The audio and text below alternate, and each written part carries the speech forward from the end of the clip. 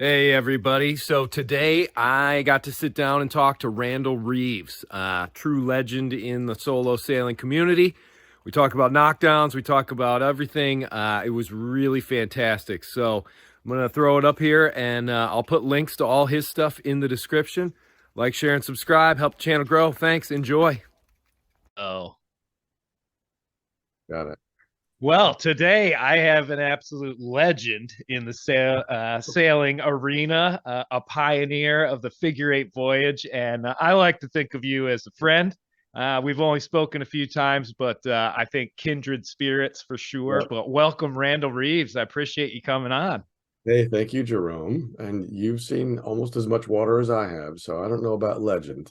Well, it takes a different sort of person to sort of do the things that we've actually gone out there and jumped into. But that adventure thing, it's an odd one, but I've been happy with it.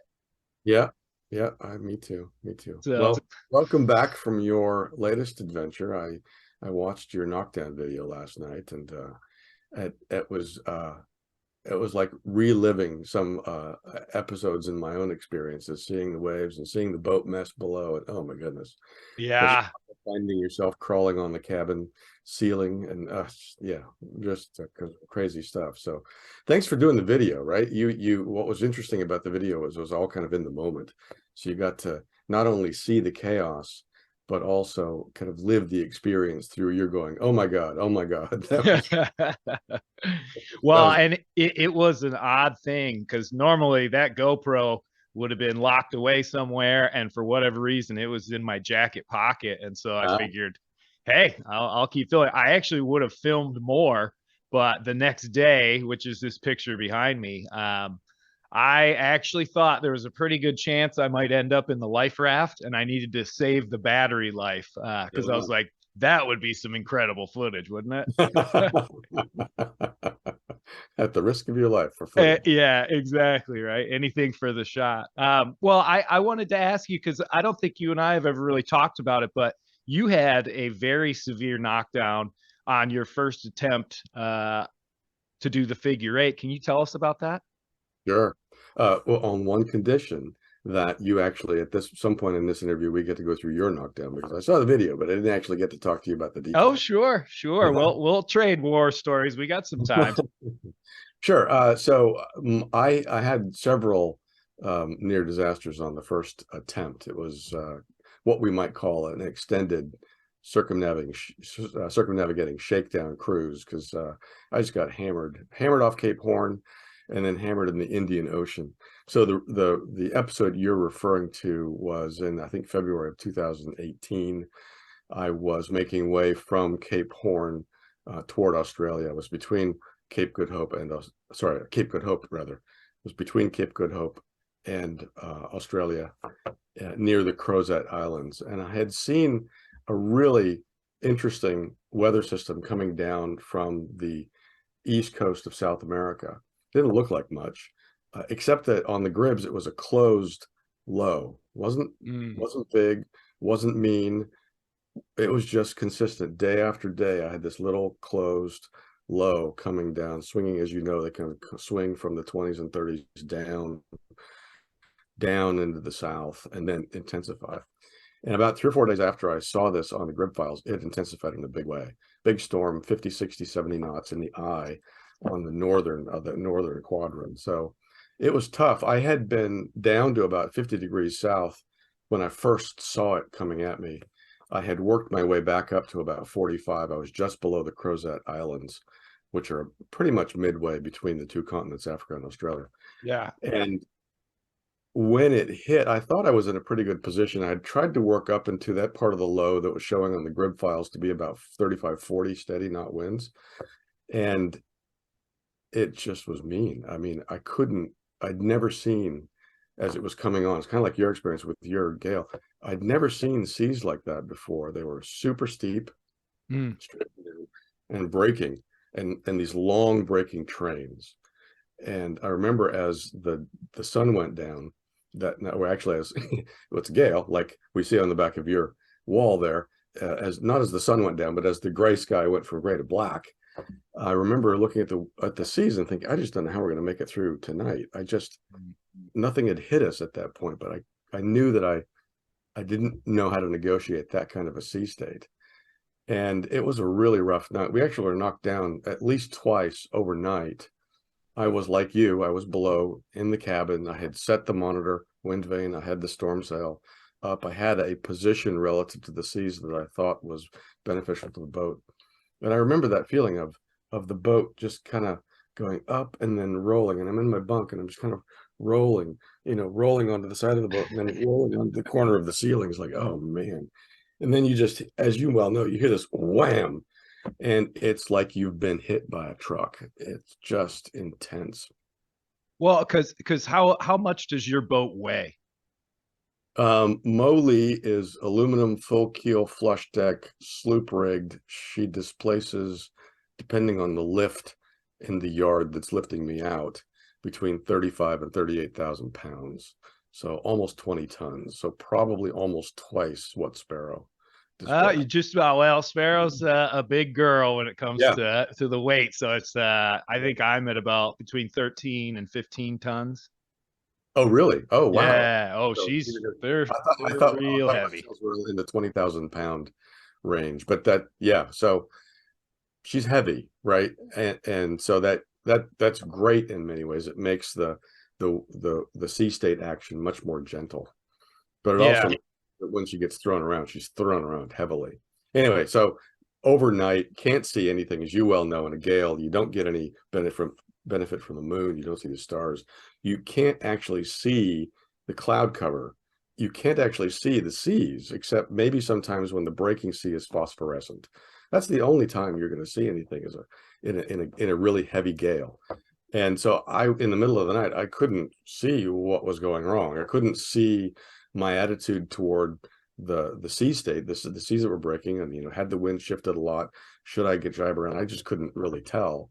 So I rode it out overnight, and then as the morning came on, I could begin to see the sea state, and I decided to jibe around. I had been on starboard tack, I'd been on starboard port tack, jibed around to starboard, and I had just gotten below and had propped myself back into the pilot house and was just beginning to kind of look around and see if what I had just done on deck was successful, when I felt the boat just lift, like go straight up in the air, like taking off, lift up, gyrate around, and then launch. And I remember this feeling of going from this like compressive state to almost I'm floating in the cabin as the boat is literally thrown down sideways into the trough of the sea.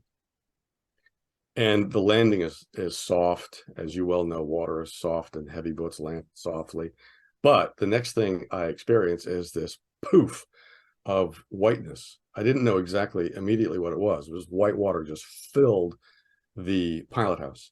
Oh. And I didn't know where from. I had no idea. Then the boat rights and things kind of, water's running off into the boat and down into the cabin. And I noticed that I can hear the gale now, whereas when the boat is closed up, it's pretty quiet below, relatively speaking. And now I could see through that window across from me, even though in a gale the ports are usually covered with spray and spume, and you can't really see much through them. And then I saw glass everywhere, and only then did I realize that in a knockdown we had broken a window and filled the boat full of water. So that was better than a double espresso and waking me up. Yeah, right. Oh my God. And then you have to go into sort of triage mode of, what do I deal with first? And then what's most important? And I didn't know what to do. I'm the fourth owner of this boat. It's an expedition yacht. It has been in harm's way its entire 30-year life. It's done several roundings of Cape Horn. It's been through the Northwest Passage twice before I bought it. And no one had ever covered up those windows. No one had storm shutters. I had lots of things on my departure to-do list, and I let storm shutters fall off the list. I had no way that I could think of plugging the hole. So I have this, like the windows on my boat are about 2 feet by a foot. They're fairly large in the pilot house. And it was really challenging. I decided the first thing I needed to do was simply sit down and pump water. I remember that picture from your video of you. Yeah. So I sat down, and I've come up with this maxim: if you don't know what to do, pump out water. Pumping the bilge, and finally realized after some minutes of cogitation that I had bunk boards in the V berth that I could, with some artful work, sandwich over the hole and through bolt, and that worked out pretty well. And by that time, the gale was beginning to tail off. I'd put out the drogue to steady the boat because I just had been unable to figure out how to make the boat safe under sail. So I threw the drogue out, and that really steadied things up pretty dramatically. And then, just like you, then you've got this big mess. Yeah. Like, you know, I've got chaos below, and it took days of cleanup, and there are parts of the boat that are still wet with salt water, even now, years later. Yeah, right. Well, I kept finding eggshells Yeah, in all these hidden little places for the rest of the voyage, actually. I had a little hook on starboard side where I hung the ignition key. Gone. Yeah, Yep. right. Never. In fact, one of the big problems with the rest of that leg, I decided at that point, this was my second crack up actually on that attempt. I decided at that point to put into Hobart for repairs, and that put me really far behind. So one of the challenges getting into Hobart was, how do I hotwire the engine? Because it seems really simple, but I just couldn't get the starter switch to hotwire. It took a while to figure it out. Oh, wow. Geez. So that's pretty incredible. I mean, you were really pushing it then in the Indian Ocean. I mean, when I went across, I think I rode 40 south and even went north of that a little bit for the vast majority of it. And I did have to dodge Cyclone Irving at one point, and I cut right in front of it, which I know you're not supposed to do, but I didn't really have too many options. But you were way down there in the 50s in the Indian Ocean. Well, yes. Wow. I mean, But Morticia would be I proud. didn't intend to be that far south. And prior to the gale, part of what the problem was I had let myself get too far south. So I'd set myself up to get what I got. I had really light northeasterlies for days prior to this gale, and so I had just been following them south, just trying to make a little bit of easting, because Yeah. the wind was both light and not in my favor. So that was what had driven me south. And then when I saw this gale coming down from South America, I whipped it around and headed back up to the north. Gotcha. Now, in hindsight, I've realized several things about that gale. One was that even though I was not within sight of land, I was on a shelf. The Crozet Islands are very small and separated by a lot of water, but they're on a vast shelf that comes up from, infinity, like 10, 15, 18,000 feet deep, comes up to about 3,000 or 4,000 feet deep. So it's not that the wave action that I was in was driven by that bottom, but that bottom was shallow, and there had been a tail of the Oglehouse current coming south that was riding up over that shelf and creating an unusual current relative to that gale. And that's what I think drove the really strange and difficult to maneuver sea state. Well, and that, sorry to interrupt, but that, yeah, I mean, that was essentially the exact situation that I found myself on. I had thought that I was clear. I mean, I was clear of the main flow of the Gulf Stream, but there were swirling eddies just to the south of me. And, it is so remarkable to see what wind against a current does to the ocean. It's crazy. Yeah, it changes the sea state in a way that feels way out of proportion to the amount of wind. I mean, even in my bay, San Francisco Bay, we have a little channel called Raccoon Strait, about half a mile wide and maybe 3 miles long, and the tide races through that and then hits a little lump about 2/3 of the way and throws the water straight up in the air. And then you get wind coming in through Golden Gate Bridge driving across that, and suddenly you go from flat water, half a mile downwind of it, to you're suddenly looking at like 4-foot seas. Boom, right immediately. Yeah, it's really incredible what even a moderate amount of wind will do to the sea state. Then if you say to yourself, well, I'm not in a moderate amount of wind, I'm in 40, 45, 50. Yeah. It really changes the dynamic tremendously. And I just didn't grok that at the time, because the Crozet Islands are 600 1,000 miles south of and way east of Cape Good Hope. I just didn't even consider the Agulhas as being anything to think about, but it's such a huge current system that it throws off, to your point, it throws off these eddies that can confuse the sea state further south. Well, and it's really interesting too that you say, you know, when all this stuff happens, the first thing is, you know, there's just like, well, what do I do? Yeah. Because it's like this foreign thing. You know, you're so used to the boat being a certain way, and no matter what the weather, you're at least sailing and you're doing your thing. But then all of a sudden, everything changes, and I felt that 100% when I went up on deck. You know, first I had to unbury myself because Yeah. I made plenty of mistakes. I was not prepared for basically having the boat turn almost completely upside down. Yeah, And sure. so I get buried completely by everything from cushions to tables to books to food, everything. And I kind of dig myself out of that and I walk along the side as S.I.O is coming back up. And I get up there, and when I notice that the arch and the solar panels and everything is gone, Yeah. you know, then I was like, holy cow, this is like crazy real deal. Yeah. What am I going to do? And, you know, the first thing before even going down to pump, I don't know, my brain sort of just snapped into like, okay, well, let's take a closer look. And I went out and looked, and there, lo and behold, there's all the gallows, the stainless steel piping, the solar panels all dragging right next to the rudder and Really? right next to the wind vane rudder, more importantly. Yeah. And so that was one where all of a sudden, I don't know, just this sort of feeling like, okay, we need to make some choices here. And I did try to pull some of it back on board, but we're already surfing waves again. Like we're moving. And I didn't really think like, oh, okay, well, let's go and try and go hove to or anything like that. I just made the decision after about 20 seconds, like I got to cut all that stuff free to make sure that the wind vane doesn't get damaged.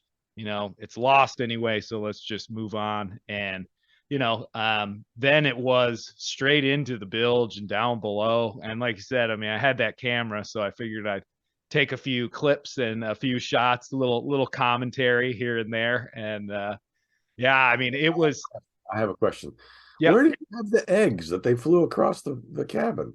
The hatch to my refrigerator, which is a bear to open. I mean, literally, it's always really hard to open. And I had put tape and stuff like that on it because it was getting a little wild. But I mean, in all the stuff I've ever done, it's never ever come completely open. That actually flew up and it dented the ceiling, so everything emptied. And I had only been out for, I think, 7 days, so it was full of food. I had 6 dozen eggs in there. Oh man. But yeah, it was, you know, make sure the boat is sailing, do a quick check on that, and then it was straight into trying to bilge all the water out. I was lucky, you know, the most of the water that came in, it came in through the hatch boards and the companionway, but other than that, it was mostly, it came out of the sink, it came out of the head, which is pretty gross, but you know, it's what happens when you go upside down. And you know, I wanted to clear that bilge so I could see if anything else was coming in from somewhere, because it was the impact that we had was really very similar to yours, where it's the impact into the trough of the wave, because we got essentially picked right up into the air and then fell over the falls. And these waves were breaking so kind of crazy, which I didn't know about at the time. I only saw it the next day. But I mean, you know, we're talking probably the boat kind of flew through the air or on riding the breaking part of the wave for, I don't know, 30, 40 feet, who knows, before it actually did the impact. And that was the side of the boat where all the damage was done. The spray skirts and the Dodger and everything were all torn up on the lower side, not the side that the wave was coming from. Oh, right. Yeah. I know a guy named Michael Johnson who sailed a West sail named Gitana, I believe. And this was back in the 70s and 80s around the world and in you know, into harm's way. Yeah. Beautiful West sail. And he had a similar situation. where he's riding the tail end of the gale. Forget where, he's in the south somewhere, tail end of the gale. Winds are like 1825, so he's at the very end of it. So the seas are still large, but the wind has backed off, and he's down below thinking he's gotten through it, and he's getting a little shut eye, and the boat is picked up, thrown down. And even as strong as that hull is, and that West Sail hull is just massively strong, the fall onto the side of the boat compressed the hull, just like woof, like that, and all of the internal furnishings fell off. Like, well, didn't fall, but I mean, like we're broken free from their attachment to the inside of the hull. Wow. And, wow, that's a lot of force. It's hard to relay to people how much something that weighs 8 pounds per gallon weighs when it's the size of a 5-story building and a city block. I mean, it's just enormous pressure and weight. Water is really, unlike air, it's not compressible. So when it hits you, it's that full force hitting, and the pressures are just immense. So, and I saw those videos of the damage done, because you're below, and it feels kind of like, except for stuff flying around, it feels kind of soft, right? It's not like, at least for me on Mo, it wasn't a wham. It was just like falling a whoosh on your side. And but the pressure, we just don't, we're not, from inside the hull, we're not feeling the pressure that the boat is feeling. And it's amazing the damage you can get from just one knockdown, even in a super tough boat like a West Sail. Yeah, well, and those boats, or those waves, when they do get up to that size where the breaking section of the wave is as big, if not a little bit bigger than the boat, it's like, it's powerful enough to just actually grab the boat and move it. Which is very different, because from, just a breaking wave that impacts the side of the hull.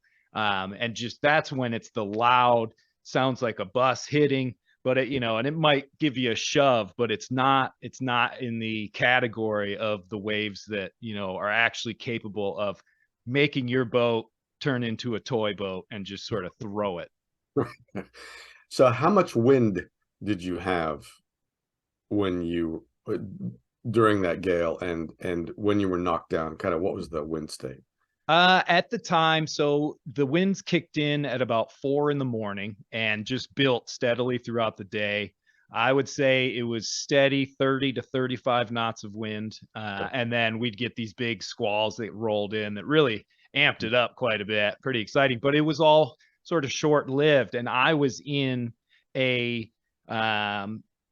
current was flowing with the wind for the entire day. And I think in some ways that may have given me a false sense of security, because as soon as I sort of ventured away from that current, then all of a sudden, the seas started to heap up more.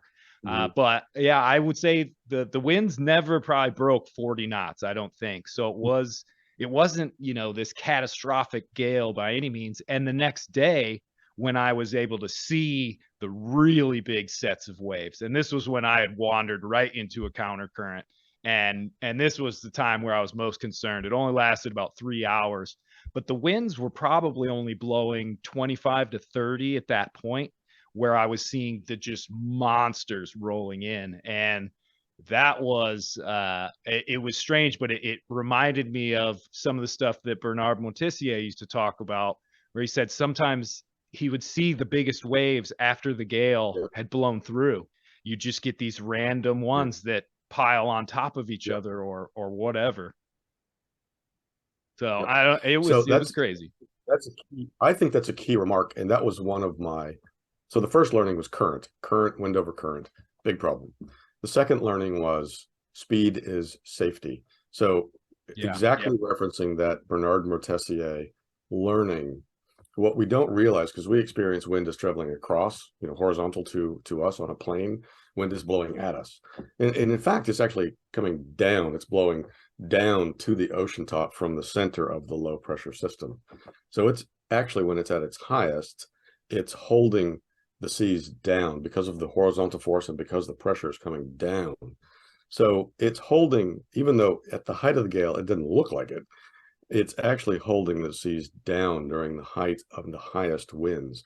And as the winds begin to tail off, the pressure on the wave train releases, And so the waves spring up. So my biggest error during this cycle and in this final knockdown was that the wind had been 40, 45, maybe gusting 50. So not the strongest wind we had experienced at all. And nothing outside of what I would consider to be Mo's range of sailing. She should be able to sail in that kind of a wind state and the seas that are normally knocked up by that kind of wind. So we're in the tail end of it. The wind has backed off a bit, but I don't make more sail. I leave the storm jib up. Storm jib is tiny. And we're only making 4.5, 5.5, maybe surfing a little bit to maybe 6 and 7 on occasion, but not usually. So the boat is going slowly in an increasingly bad sea state because the wind is tailing off and the seas are getting higher. And they may not be breaking quite as often. I don't know. It wasn't like I was counting them, but the seas are bigger and they're steeper in that last third of the gale until they just kind of work themselves out. So what I realized, and only months later as I was doing reading and kind of thinking through it, was I wasn't allowing Mo enough steerage. She wasn't going fast enough to correct fast enough to the sea state that was being thrown at her. So instead of making 7 and 8 and maybe 9 on occasion, she's making 4 and 5 and 6 knots. And with the monitor, lovely device, I adore it, but its range, its tiller or wheel range is pretty narrow. You don't get the full run from side to side with the monitor. You only get maybe half of the run from side to side. So with the slowness and the inability of the boat to feel that water paddle to react quickly on the monitor, I wasn't allowing Mo to steer as aggressively as I would have been if she had been sailing faster. She would have corrected more quickly if you're going faster. So that was my biggest tactical change from the first figure eight to the second figure eight. I swore when I departed on the second figure eight, I would never fly the storm jib. Leave it in the bag. Really? And instead, I just would roll up the number 2. So I've got 2 jibs, a Genoa out front. It's a Solent rig on Mo. So 2 head sails right on the bow. Both go right up to the head of the mast. The inner one is the working head sail, number 2. I said, I'll keep everything on the number 2. And even when I rolled it up to what looked like just a handkerchief, still it was probably 2 or 3 times larger than the storm jib. So it was a lot more sail, even in the really, really bad conditions. And the goal then was, as the wind tails off, roll out a little more jib, roll out a little more jib, and keep the speed up. Try to keep, 6, 7, 8. That's the goal. Keep the boat going 6, 7, 8. My goal. And I had problems on the second go around for sure. We had big weather, but I think I was knocked down maybe once. And I didn't have nearly the kinds of issues that I had on the first try. So I think I was trying to follow the Motessier Dumas sail plan of not heaving 2 ever, just kind of like go. Yeah. And I think that's a great strategy.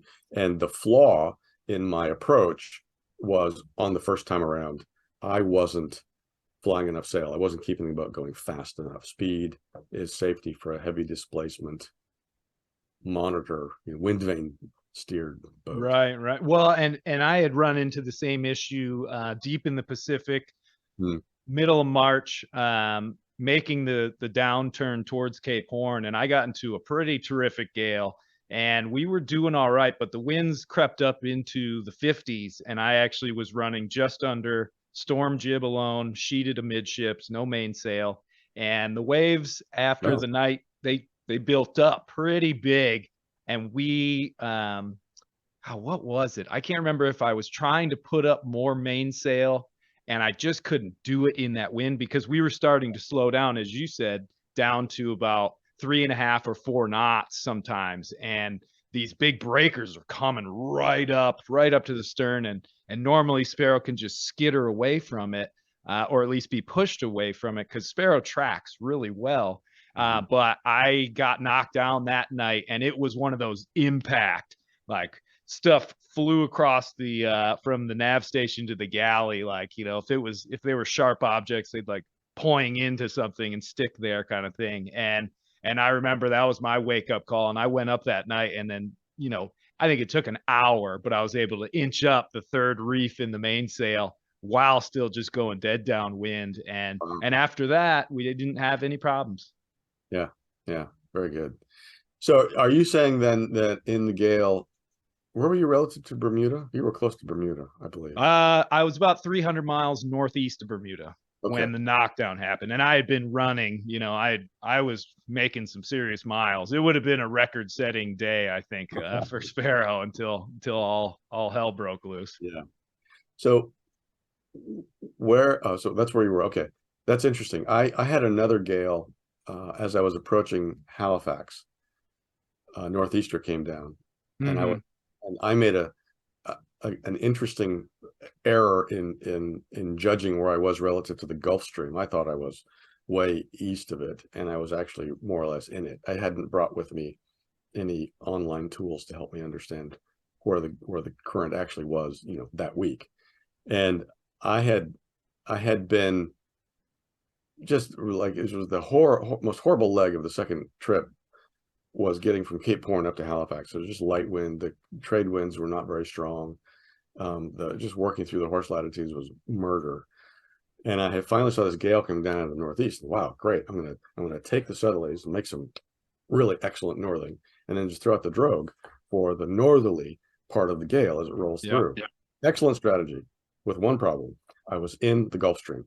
So Gulf Stream going north, and we had the wind coming out of the north, and I was on drogue, and the seas were just like incredible. I mean, they weren't huge like you get in the south, but they were literally vertical, and so we're going up and down, and one of the biggest problems was that there was a lot of current against the wind, and so what it would do is collapse the drogue line, take a lot of the tension off the drogue line, and at one point during the gale, the drogue bridle got wrapped around the water paddle of the wind vane.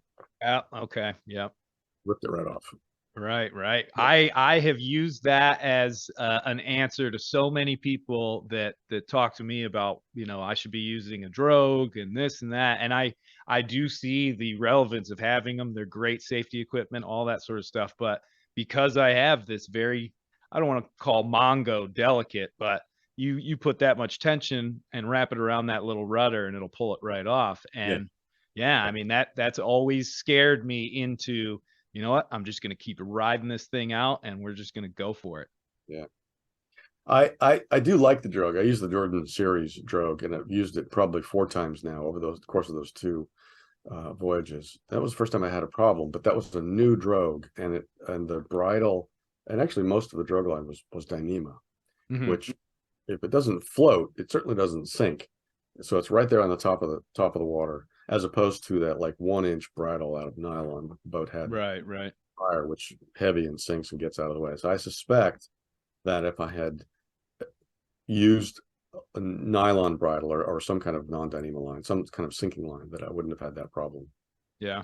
Well, it would. I mean, it's going to get thrown all over the place, especially you add in breaking waves and then a little bit of slack to it, and that's what I worry about with those. But hey, believe it or not, we're almost out of time here. The Zoom meeting thing's going to cut us off, but I just wanted to give you a chance, if you wanted to sort of shout out anything about what you're doing, or if you got some future plans, or I'll definitely put a link to the book and everything, because I do want to say about the book, one of my goals when I wrote mine was to write something that reads very differently than your normal round the world sailing tale. But you've taken it to a really different level, because you've really displayed your figure 8 voyage, not only with words, but also with great photography. And it really is amazing. Thank you. The book is actually available on Amazon now, and I called it very uniquely The Figure 8 Voyage. So search Amazon, you can buy it there. It's 100 pages. To your point, it's mostly photos, print on demand now. So thanks. I do have another book that I'm working on, a narrative closer in style to what you did. But as I'm sure you know, taking logs and turning them into a book is a bit more of a challenge. And so that's been a slow go. As for next trips, I think I'm headed back to the Arctic. It won't be this coming summer. I have family issues here in California, but I'd like to overwinter at some point in the Arctic. I heard about that. I heard a rumor, and I'll tell you, if we're if we get a chance to do another one of these, maybe we can just do another quick one at some point. Yeah, But sure. I would love to pick your brains about, and what Randall means by this is you're talking about going and getting locked in the ice for the winter, right? Yeah, for sure. That's a whole next level right there. It is. Wow. And thank you. You appreciate that. Most people go, why would you want to do that? And what's so hard about it? Well, what's hard about it is you're the only person there. There are Yeah. two Coast Guard cutters for the entire Canadian Arctic, and they go home for the winter. And so unless you're close to a village, you're absolutely on your own. And it's a 10-month winter, by the way. So Yeah. it's Holy a smokes. different, it's going to require a different way of thinking. It's not a sailor's way of thinking. So anyway, I've really still in the framing out stage of that project. Wow. Well, hopefully we'll be able to peel into that. Randall, thank you so much for coming on. If I ever make it to the West Coast, you and I'll sit down for a long form podcast and really trade some war stories. Sounds good. Pleasure, Jerome. Good luck with you and your future projects. All right. Thank you. Thanks, man. See you.